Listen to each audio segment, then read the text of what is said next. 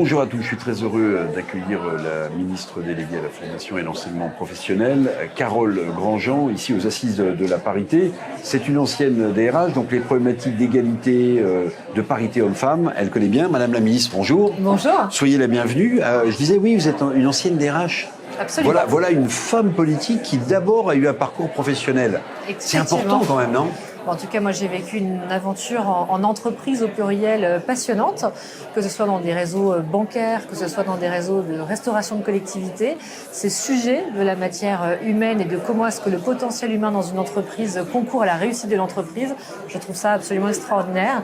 Et force est de constater que ce sont eux qui font la réussite des entreprises. Alors, Madame la ministre, quand vous étiez DRH, vous avez été, sujette à traiter ce genre de, non pas de problème, mais d'évolution sociétale, qui est la parité.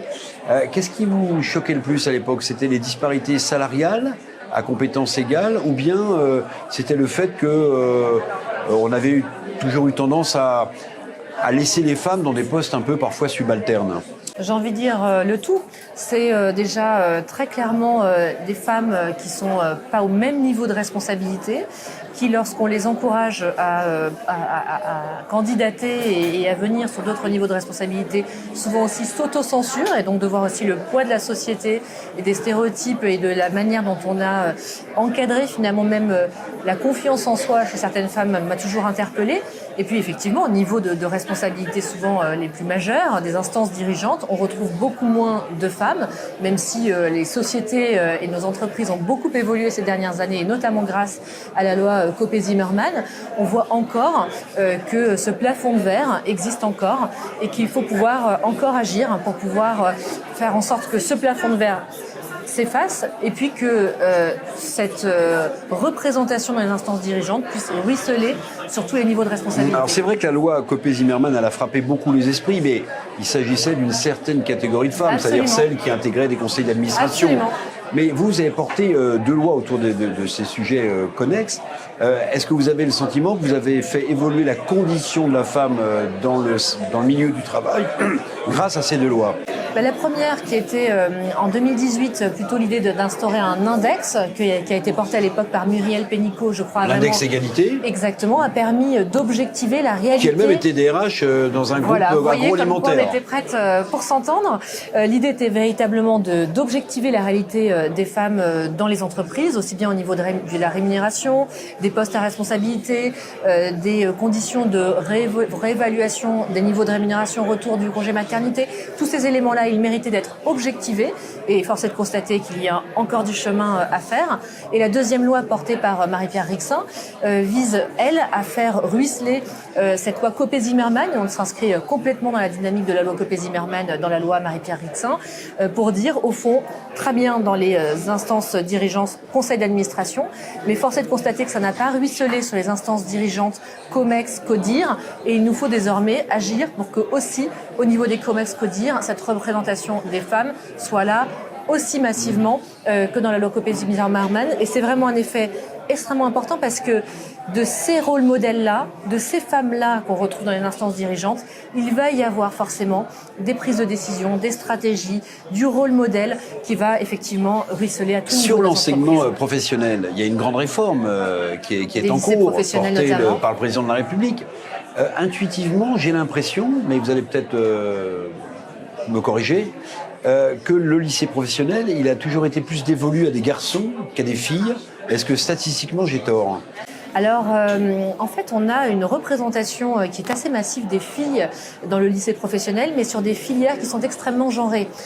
On a 40% globalement de filières, on va dire, de production dans les lycées professionnels, celles où on réussit le mieux, où on arrive le mieux à s'insérer dans l'emploi et où on arrive le mieux à poursuivre des études. Or, ce sont les filières les plus masculines. Oui. Je n'ai que 13% de filles dans ces 40% de. Donc, comment déconstruire ? Parce que ça, le président de la République, il met des moyens sur la table, notamment sur on va mieux rémunérer vos stages quand vous allez faire votre alternance en entreprise. Mais il dit rien sur comment déconstruire. J'ai pas entendu alors. On va reprécisez-moi, j'ai pas entendu. Travailler là-dessus, puisque typiquement, on a 0% de filles sur les filières de l'énergie. On a 2% de filles sur les filières de l'électricité. Et finalement, on voit que sur les filières comme ça, qui sont celles de demain, on a très peu de filles. Or, quand on va sur les filières, et je n'ai rien contre elles, mais de coiffure ou d'esthétique, on a 98% de filles. Donc on voit que les filières sont extrêmement genrées et le président de la République s'est très clairement réaffirmé en disant que l'offre de formation doit évoluer, qu'elle doit évoluer vers les filières d'avenir, celles aussi sur lesquelles on a moins de filles et qu'on doit travailler sur la découverte des métiers. Et donc il nous a chargé, le ministre de l'Éducation nationale et moi, de conduire une vaste réforme de la découverte des métiers au collège qui viendra déconstruire les représentations de genre sur certaines filières. Vous voyez bien qu'il y a des goulots d'étranglement en amont. Oui, regardez, je vais prendre un exemple. Les écoles d'ingénieurs, Polytechnique, Centrale, les mines, il y a très peu de filles. Parce qu'il y a très peu de filles qui font aussi des maths juste avant, qui font des prépas maths. Comment déconstruire? Parce qu'il y a un syndrome de l'imposteur aussi parfois chez les jeunes étudiantes qui sont un peu en fragilité face à des étudiants masculins sur le domaine des mathématiques. Si vous avez moins de femmes qui font de maths, de jeunes filles, moins qui rentreront dans les écoles d'ingénieurs et donc moins qui en sortiront. C'est un double sujet. Je pense qu'il y a à la fois de l'autocensure, il y a aussi une moindre envie d'aller sur ces matières-là.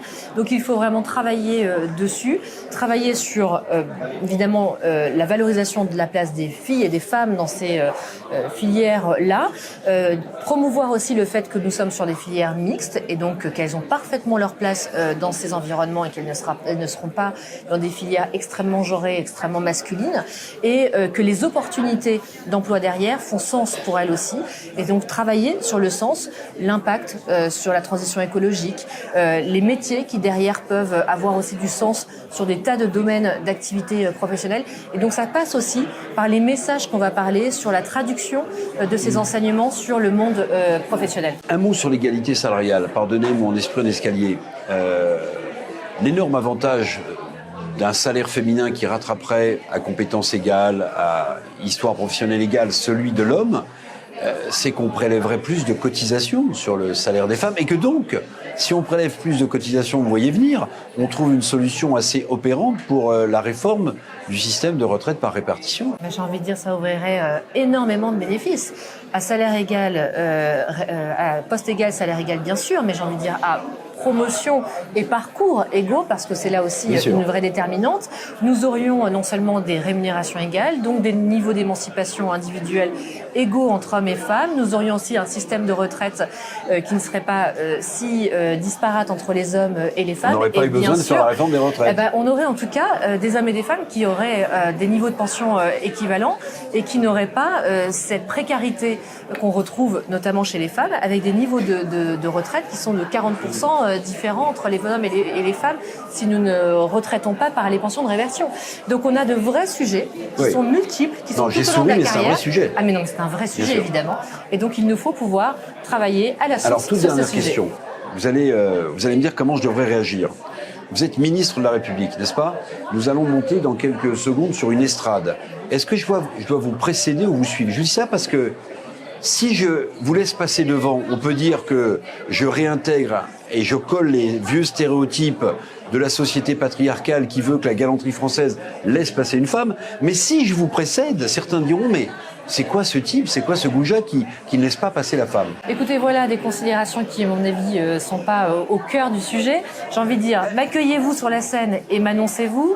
Et dans ce cas-là, n'hésitez pas à rentrer avant pour m'annoncer et m'accueillir. Soyons, somme toute, logiques. Ce que nous demandons, nous, les femmes, c'est au fond de l'égalité et non pas de la suprématie.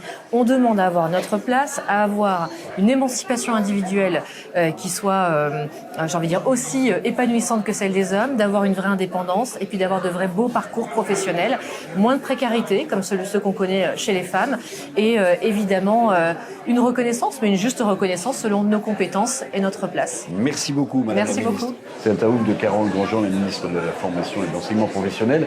On se retrouve dans quelques instants pour une nouvelle émission sur l'Unécité TV. Merci. Merci.